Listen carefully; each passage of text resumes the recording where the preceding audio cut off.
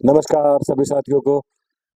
काफ़ी टाइम से मेरे पास मैसेज और आपके कमेंट आ रहे थे कि लंबे समय से एक वीडियो इस भर्ती से संबंधित नहीं बनाया गया है, और आपके बहुत से प्रश्न थे और बहुत से क्वेश्चंस भी थे।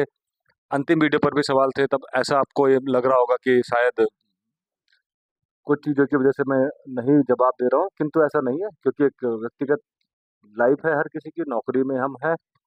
तो समय की अनुपलब्धता के कारण भी हो सकता है कि उतना समय उपलब्ध ना हुआ हो, परंतु मैं जानता हूँ ये आपके लिए क्रूशियल टाइम है, क्योंकि बहुत जल्द आपकी फाइनल मेरिट सूची आने वाली है। इसलिए आपको डॉक्यूमेंट संबंधी बड़ी समस्याएं थी। हालांकि आपके बहुत से तीखे सवाल भी हैं, जो मैं समझता हूं कि आप इस तरह से बिहेव कर देते हैं क्वेश्चंस में, आपत्तियां भी बहुत होती हैं, और मैं बताता हूं, क्योंकि जब मैं आपके लिए कुछ सूचना लेकर के आता हूं तो नियम और नियमावली के अनुसार लेकर के आता हूं। आपको मैं स्ट्रेट बोलता हूं कि आपको 2018-19 की संशोधित नियमावली भी देखनी चाहिए, उसके बाद ही कोई क्वेश्चंस करने चाहिए। क्योंकि अंतिम वीडियो पर बहुत से लोगों ने प्रश्न किए थे कि आपने सीधा ये बोल दिया कि उसमें साइंस अदर और साइंस का जो मामला था, किंतु मैं फिर से उसको स्पष्ट करता हूँ, वो नियमावली के अनुसार ही बात की गई है। यदि उसमें कोई भी तथ्य ऐसा लगता है जो नियमावली के विरुद्ध है, तो आप मुझसे बात कर सकते हैं। इसके बाहर जाकर आप अलग से कोई सी विषय में चर्चा करते हैं, आप कहते हैं कि मेरा निज स्वार्थ है, तो मैं स्पष्ट कर दूं, क्योंकि सेवारत अध्यापकों के लिए अनुसूची भी नहीं मिली है। दूसरा, कि मैं सूची में नहीं हूं, और फिर आप उस तथ्य को तब तक मानते हैं जब तक मैं आपको जानकारी देता हूं और जो आपके पक्ष में रहती है। एक बहुमत डिसाइड नहीं करता कि सही क्या है, गलत क्या है। नियमावली डिसाइड करती है कि वास्तव में सही क्या है। संख्या बल नियमों को नहीं बदल सकता। मैं स्पष्ट कर दूं, आप मुझे तब तक सही मानते रहेंगे जब तक आपके पक्ष की बात होगी, किंतु वही नियम अगर मैं वास्तविक रूप पर धरातल में लेकर के आऊं और वो आपके समर्थन में ना हो, तो आप तुरंत एक्टिव हो जाएंगे कि मैं गलत जानकारी दे रहा हूं, किंतु ऐसा नहीं है। मैं फिर कह रहा हूं, आपको 2018-19 की संशोधित नियमावली का भी जिक्र करना चाहिए, और पिछली भर्ती के हम वो छात्र हैं जिन्होंने इस चीज को महसूस किया, उन तथ्यों का गहन अध्ययन किया और उसके बाद के परिणाम की चर्चा की।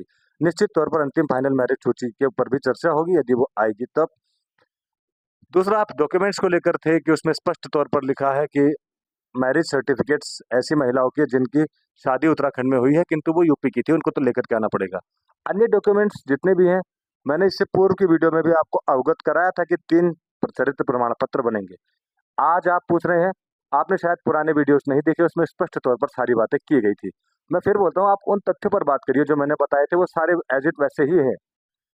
एक ही दिन काउंसलिंग, स्टेट काउंसलिंग के लिए मैंने कहा था, नियमावली में रूल ही नहीं है, आप पिछली वीडियोस के देखिए, वो नहीं था।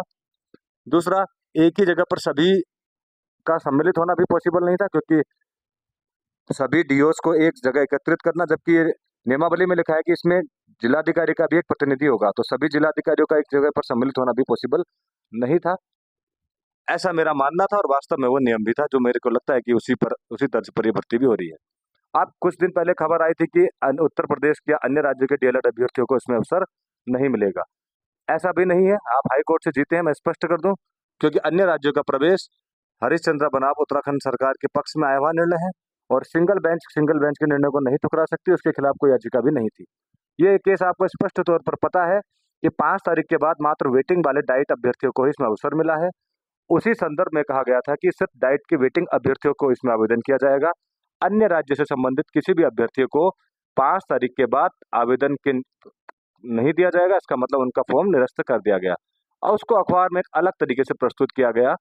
हालांकि उसको इतना ही एजिट दिखाया गया कि अन्य राज्यों के लिए एंट्री नहीं है, किंतु वो हाई कोर्ट, क्योंकि आप जानते हैं वो किस केस के संदर्भ में है, हालांकि पूर्ण व्याख्या उस अखबार में नहीं की गई है, किंतु ये स्पष्ट है कि ऐसी कोई अनहोनी उनके साथ नहीं हो रही है जो अन्य राज्यों से डीएलएड अभ्यर्थी हैं।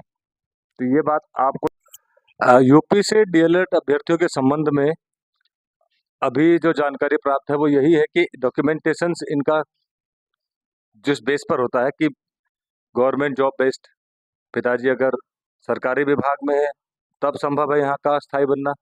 दूसरा, मैरिज के बारे में तो ब्यौरा मांगा ही गया है, तो इस पर जरूर जब काउंसलिंग होगी तो इन डॉक्यूमेंट्स पर चर्चाएं होंगी और इसका अध्ययन किया जाएगा, क्योंकि शासन का सीधा सीधा मानना है, तथ्यों को छुपाया गया या गलत तरीके से कोई डॉक्यूमेंट्स बनाया गया है तो उसके खिलाफ सख्त कार्रवाई जारी हो जाएगी, क्योंकि उत्तराखंड में नकल विरोधी कानून और इन भर्ती प्रक्रियाओं को लेकर आजकल परिस्थितियां गरमाई हुई हैं। जाहिर तौर पर सभी लोगों की नजर है, निगाहें हैं। ऐसे में कोई भी गलत तरीके से इस भर्ती में सम्मिलित यदि होना चाहता है तो वो सीधे पकड़ा जा सकता है।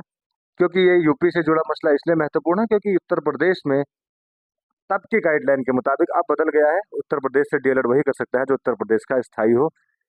इसलिए उनके पास ऐसे डॉक्यूमेंट्स होने चाहिए जो ये साबित करे कि वो उत्तराखंड के ही स्थायी हैं। इसलिए यूपी डीएलएड पर मामला जरूर देखा जाएगा वो परिस्थितियों के अनुसार।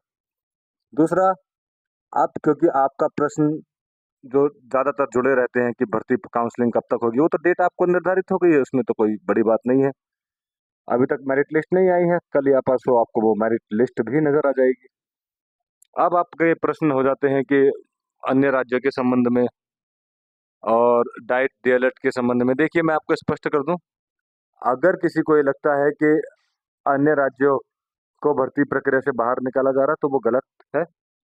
दूसरा, किसी भी पक्ष के द्वारा अन्य राज्य के खिलाफ अभी तक कोई याचिका नहीं दायर की गई। मैं आपको एक बात क्लियर कर दूं कि ये मामला हरीश चंद्र बनाम उत्तराखंड सरकार का जो पुराना मसला था, इसमें एक ही हियरिंग हुई थी, एक या दो हियरिंग, वो तो मुझे इतना डिटेल में नहीं पता, किंतु डाइट डीएलएड का पक्ष वहां नहीं रखा गया था। अगर किसी को लगता है कि कोर्ट जाए तो वो तब जाने की संभावना बनती है जब उनको बाहर करने की स्थिति बनती है। और डाइट डीएलएड क्योंकि सिंगल बेंच का निर्णय है, डबल बेंच में जाकर चैलेंज अगर करे वो इन फ्यूचर मामला है, वो तो भाई दूसरी प्रक्रिया है। क्योंकि डाइट का जो पक्ष है वो तो सरकार के द्वारा विभाग में रखा, कोर्ट में रखा भी नहीं गया था कि उत्तराखंड डाइट में मात्र 30 वर्ष तक का ही मांगा जाता है उम्र। खैर, वो फैक्चुअल बात है, उस पर मैं नहीं डिस्कस करूंगा क्योंकि वो कोर्ट का विषय नहीं है अभी फिलहाल। इतना ही जरूरी है कि अन्य राज्य के अभ्यर्थियों को इसमें सम्मिलित किया जा रहा है।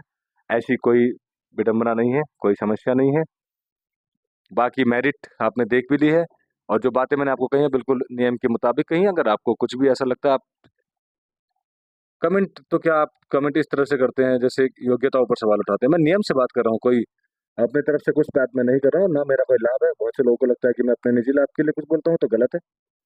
आपको ये समझ में अभी नहीं आएगा, शायद कभी नहीं आएगा। धन्यवाद।